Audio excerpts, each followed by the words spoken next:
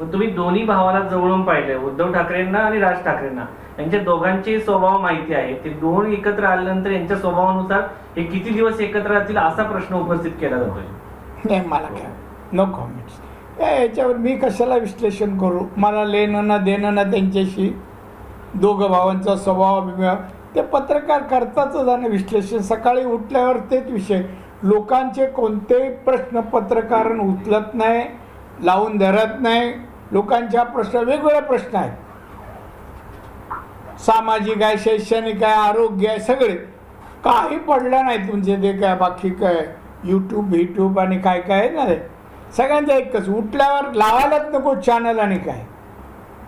साहेब, मुंबईमध्ये मोठा अपघात झाला, ट्रेनचा काल.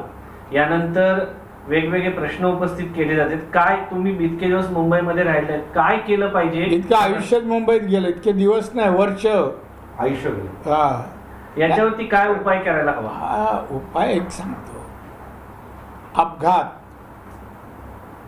हा अपघात कोण करत नाही, होतो असं माझं मत आहे. आता झालाय, चौकशी भारी येऊ दे. का झाला, कारण तर काय आपल्याला कळू दे ना, मग कशामुळे झालं. आणि नंतर मग सरकार, रेल्वे विभाग कारवाई करेल. हा अपघात दुर्दैवी आहे. 6 माणसं गेली आणि काही जखमी आहेत. दुर्दैवी आहे. सर, एक काळ होता. नाही तुम्ही नाही मध्ये बोल नका, मला पूर्ण होऊ दे मग बोला. आणि त्यामुळे हा अपघात झाला.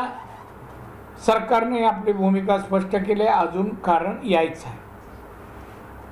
यापूर्वी काय अपघात झाले नाही असं नाही.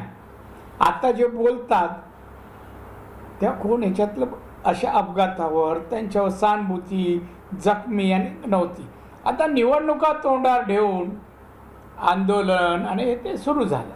6 महिन्यात लोक शहाणी आहेत. हो, हे काहीच करणार, हे सत्तेवर येणार नाही, सत्ता ह्यांच्या हातात येणार नाही. आणि त्याच्यामुळे ह्यांनी काही जरी केलं तर निवडून लोक देणार नाहीत. बोला.